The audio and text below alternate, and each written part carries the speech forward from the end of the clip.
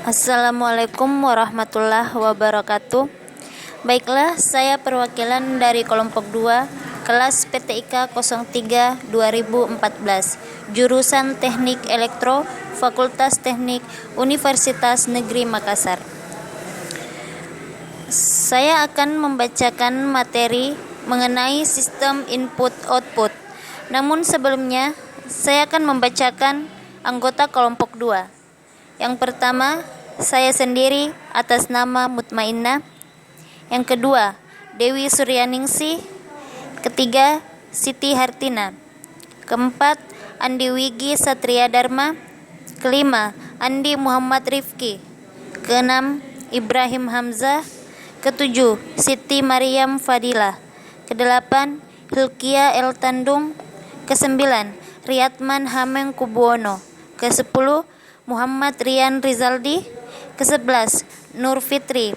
Dan terakhir Andi Muhammad Abu Qadir Jailani.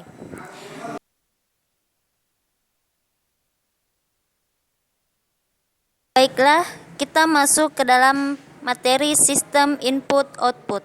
Ada beberapa pembahasan dalam sistem input-output. Yang pertama, perangkat keras. Yang kedua, modul-modul input-output. Ketiga, input-output terprogram. Yang keempat, interrupt driver input-output. Yang kelima, saluran input-output dan prosesnya. Yang keenam, prosesor dan perangkat pengeluaran. Dan terakhir, peralatan masukan keluaran.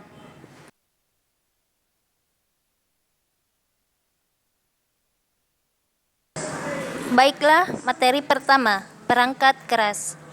Perangkat eksternal dapat dipasang melalui saluran, port, atau colokan tertentu.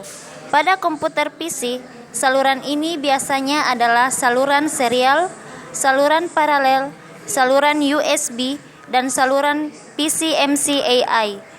Dalam beberapa aplikasi, misalnya untuk menggabungkan dengan telepon seluler, dapat juga digunakan saluran inframerah.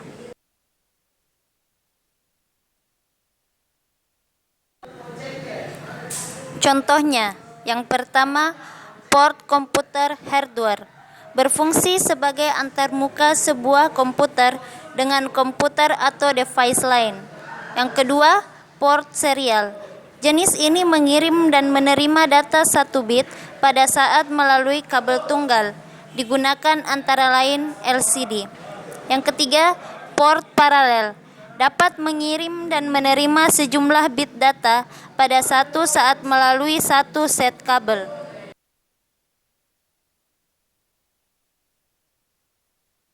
Keempat, universal serial bus. Pengembangan dari port serial. Sejumlah vendor dari device standar seperti mouse dan printer telah beralih ke USB.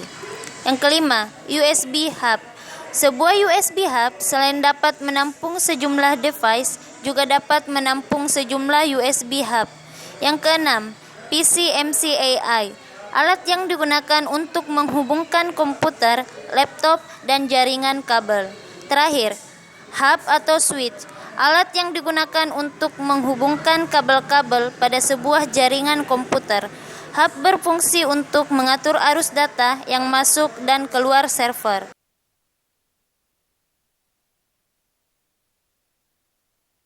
Pembahasan kedua, mengenai modul-modul input-output. Modul input-output adalah suatu komponen dalam sistem komputer yang bertanggung jawab atas pengontrolan sebuah perangkat luar atau lebih. Fungsi modul input-output. Yang pertama, kontrol dan timing.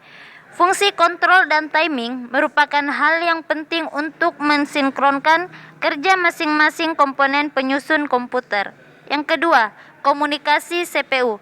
Adapun fungsi komunikasi antara CPU dan modul input-output meliputi proses-proses berikut. Yang pertama, command decoding, yaitu modul input-output menerima perintah dari CPU yang dikirimkan sebagai sinyal bagi bus control. Yang kedua, data. Pertukaran data antara CPU dan modul input-output melalui bus data. Yang ketiga, status reporting, yaitu pelaporan kondisi, status modul input-output maupun perangkat periferal. Yang terakhir, address recognition, bahwa peralatan atau komponen penyusun komputer dapat dipanggil maka harus memiliki alamat yang unik. Fungsi modul input-output yang ketiga, komunikasi perangkat, meliputi perintah, informasi, status, dan data. Yang keempat, data buffering. Tujuan utama buffering adalah mendapatkan penyesuaian data sehubungan perbedaan laju transfer data dari perangkat periferal dan kecepatan pengolahan pada CPU. Terakhir, deteksi error. Apabila pada perangkat periferal terdapat masalah sehingga proses tidak dapat dijalankan, maka modul input-output akan melaporkan kesalahan tersebut. Pembahasan selanjutnya mengenai input-output terprogram. Yang pertama, antara CPU dengan input-output saling menukarkan data. Status perangkat sensor, perintah read atau write, transfer data. Yang kedua, ketika CPU memberi perintah modul input-output, maka CPU menunggu modul input-output menyelesaikan operasinya. Yang ketiga, jika CPU lebih cepat dari modul input-output, maka membuang waktu CPU. Pembahasan keempat mengenai input-output interrupt driven. Yang pertama, CPU harus menunggu. Yang kedua, tidak ada pengecekan ulang perangkat input-output. Terakhir, modul input-output akan melakukan interrupt bila siap. Operasi dasar dari input-output interrupt driven. Yang pertama, CPU memerintahkan read. Yang kedua, modul input-output mendapatkan data dari periferal dengan saat yang bersamaan CPU melakukan kerja yang lain. Yang ketiga, modul input-output menginterrupt CPU. Yang terakhir, CPU meminta data. Pembahasan kelima mengenai saluran input-output. Langkah-langkah evolusi fungsi input-output. Yang pertama, CPU mengontrol periferal secara langsung. Yang kedua, ditambahkannya sebuah pengontrol atau modul. Input-output CPU menggunakan input-output terprogram tanpa interrupt. Yang ketiga, interrupt digunakan sehingga CPU tidak memerlukan waktu untuk menunggu terbentuknya operasi input-output sehingga menjadi efisien. Yang keempat, modul input-output diberi akses langsung ke memori melalui DMA tanpa melibatkan CPU. Yang terakhir, terdapat dua jenis saluran input-output yang umum dipakai, yaitu selector channel dan multiplexer channel. Pembahasan selanjutnya mengenai prosesor dan perangkat output. Prosesor adalah suatu pengontrol atau pengendali keseluruhan jalannya sebuah sistem komputer. Prosesor merupakan otak dan pusat pengendali komputer yang didukung komponen lain. Perangkat output adalah perangkat komputer yang digunakan untuk menampilkan informasi kepada penggunanya. Contohnya, monitor, printer, infocus, dan speaker. Kita masuk kepada pembahasan terakhir mengenai peralatan input dan output. Peralatan input antara lain keyboard, mouse, scanner, touchpad, dan light pen. Yang selanjutnya peralatan output, yaitu monitor, printer, speaker, plotter, dan handphone. Baiklah, selanjutnya saya akan menjawab pertanyaan yang diberikan oleh kelompok 1, di mana soal pertama berbunyi, apakah driver berbeda dengan driven?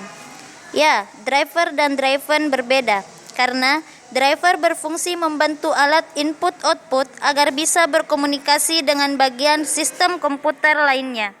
Sedangkan driven berfungsi menjalankan periferal perangkat keras. Soal kedua, apakah input-output selalu melalui prosesor? Iya, input-output selalu melalui prosesor karena sebelum muncul pada output, data yang diinput harus diproses terlebih dahulu di dalam prosesor. Soal ketiga, Apakah jalur bus semuanya melalui prosesor? Iya, karena jalur bus digunakan oleh sistem komputer untuk menghubungkan semua komponennya untuk menjalankan tugasnya, sehingga harus terlebih dahulu melalui proses di dalam prosesor. Soal terakhir, apakah buffering termasuk tempat penyimpanan sementara atau bukan? Jawabannya yaitu buffering termasuk tempat penyimpanan sementara karena proses pengiriman video atau audio yang sedang dilihat atau didengar dilakukan secara langsung tanpa didownload sehingga tidak tersimpan pada memori utama. Demikianlah materi dari kelompok kami. Terima kasih dan Assalamualaikum warahmatullahi wabarakatuh.